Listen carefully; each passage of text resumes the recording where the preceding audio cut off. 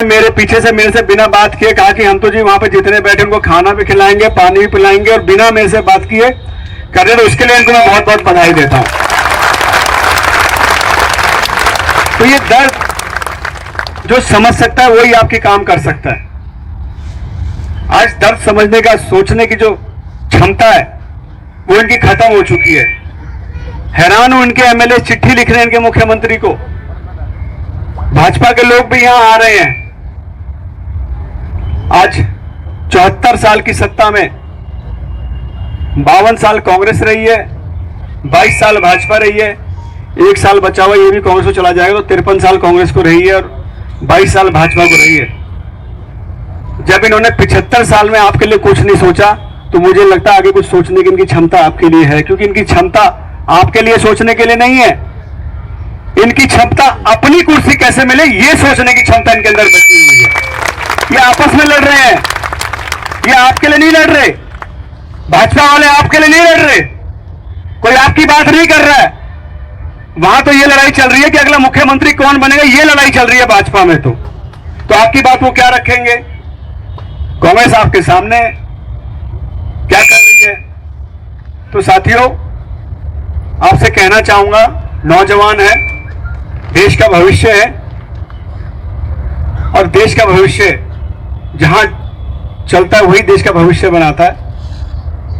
तो अभी हमारी सरकार यहां सत्ता में नहीं है, हम लोग यहां सत्ता में नहीं है, लेकिन आपने बात कही कि इसको सेंट्रल से आप उठाओ, तो मैं आपको विश्वास दिलाऊं, दिल्ली से आपकी आवाज अगली बार विधानसभा में उठा के आपकी आवाज उठाऊंगा कि सीएचसी वाले राजस्थान में बैठे, इनको न्याय मिले। और ये पक्का है, ये पक्का है, जिस दिन मैं विधानसभा इस बात को उठाऊंगा उस दिन आपकी बात सुनी जाएगी। और मैं आपको विश्वास दिलाऊं, विधानसभा आपकी बात, दिल्ली विधानसभा में आपकी बात उठेगी, उठेगी और उठेगी, आपको कह के जा रहा हूं। दूसरा, आपने डिमांड रखी, मेरे से भी डिमांड रखी थी कि साहब हमको जो है लीगल हेल्प चाहिए। आपने ये बात कही है, सही बात है भाई, वकील भी महंगे होते हैं। यहां हमारी अपनी तनख्वाह तो मिली, वकील को पैसे कहां से दे देंगे? क्यों साहब, कहां से देंगे वकील को? हमारी अपनी तनख्वाह तो मिली, हमारी खुद की शादियां टूट गई इस चक्कर में, टूट गई भाई। ऐसा है, रिश्ता लेके आए कि लड़का तो नौकरी कर रहा है सीएचए में जी, सारी बात हो गई। जब जो है रोके का दिन आया, उसने कहा जी लड़का तो बेरोजगार हो गया जी, हो गया काम उसका। हो गया कि नहीं हो गया? किस किस की शादी टूटी, हाथ उठाई दिखा दो एक बार। देखो, अब तो मुझे लगता है हमें आपकी शादी कराने की जिम्मेवारी भी लेनी पड़ेगी। और ये जिम्मेवारी तभी हो पाएगी जब आपको नौकरी दिलाएंगे, जेन्युइन काम करेंगे, कच्चा काम नहीं करते हम। तो ये भी वादा है, शादी भी आम आदमी पार्टी कराएगी आपकी। तो आप लोग निश्चिंत रहें, हम आपके साथ हैं। जो भी आप जैसे कहेंगे, मेरे साथी आपके साथ दिन रात काम कर रहे हैं। बहुत सारी बातें कहने के लिए है, पर सही मंच होना चाहिए कहने के लिए, क्योंकि मैं चाहता नहीं कि आपके मंच को राजनीतिक रूप मिले, क्योंकि आप अपनी मांगों को रख रहे हैं, और जहां अपनी मांगों और राजनीतिक रंग नहीं आना चाहिए। मैं तो अपने साथियों से भी कहता हूं कि वहां टोपी पहन के मत जाओ, क्योंकि हम चाहते हैं आपका भला हो, हम आपका बुरा नहीं करना चाहते। कहीं ये मैसेज चला गया वहां राजनीतिक मंच है तो आपको दिक्कत आएगी, और ये हो रहा है। पर इसको आगे बढ़ाने के लिए एक बात कहना चाहता हूं, जैसे दिल्ली में हुआ था, जब किसानों ने दिल्ली में कूच करने की बात की, तो केंद्र सरकार ने हमसे कहा कि आप जो है अपने स्टेडियम हमको दे दो, हम उसको जेल बनाएंगे, उसके अंदर बिठाएंगे। तो उसके अंदर लोग बैठे रहे।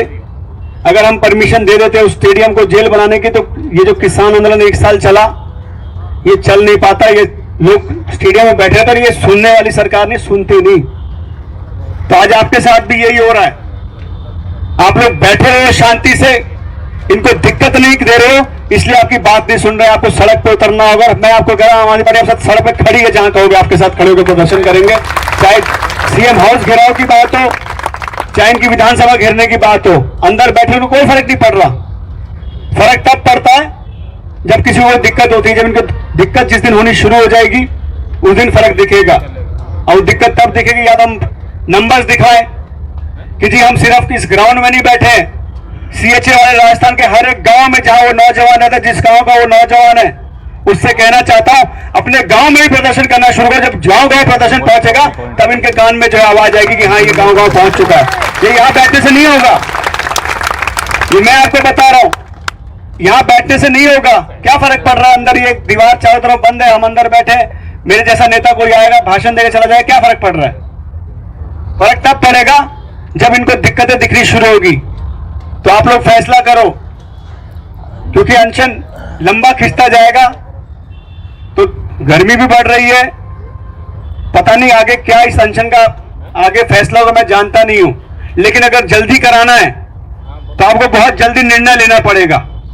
यहां बैठ के नहीं होगा, यहां बैठने के किसी को क्या फर्क पड़ रहा है? गाड़ियां बाहर सर पर चल रही हैं, इनके पुलिस 10-12 पुलिस यहां बैठी हुई है, देख रही है। आप यहां अनशन में बैठे भूखे प्यासे बैठे हुए हो, अस्पताल में कोई एडमिट है, 4 लोग एडमिट है, किसी को फर्क नहीं पड़ता। लेकिन फर्क पड़ाने के लिए आपको सड़क पर उतरना पड़ेगा। आपसे कहना चाहता हूं, या तो जहां जहां गांव में आपके लोग 28,000 लोग हो आप, तो 28,000 लोग हो तो मुझे लग रहा है 28,000 जगह तो आप लोग हो। जिस दिन आप मिलके अपने अपने गांव में, अपने शहर में, अपने घर के आसपास अगर 100 लोगों को भी अपने साथ वहां बिठा के एक दिन प्रदर्शन कर लेते हो तो एक दिन में 28,000 जगह प्रदर्शन होगा। तो इनकी कान में जुड़ रहेंगी, मैं आपको कह के जा रहा हूं 28,000 जगह। जब 28,000 जगह लोग बैठेंगे ना, जब सड़कों पर उतरेंगे, तब दिखेगा इनको कि जो है ये प्रदर्शन हो रहा है और इनकी मांग जायज है। तो इसके लिए कुछ अलग करना पड़ेगा आपको। उसके लिए हम लोग आपके साथ हैं, जहां कहोगे जैसे कहोगे आपके साथ है। जिस जगह आपको आप हमें बुलाओगे, हमारी टीम को बुलाओगे, आपके साथ हैं। तो आप सबसे अनुरोध है, आगे जो भी आप लोग निर्णय लें, हम आपके साथ हैं। मैं रवि चावला जी तो यहां नहीं है, उनको भी अपनी सद्भावनाएं प्रकट करता हूं। उनका मेरी दुआएं उनके साथ है कि वो जल्दी ठीक हो गया है और आपके बीच में आके बैठे। मैं ये दुआ करके जा रहा हूं कि वो जल्दी आपके बीच में आके बैठे।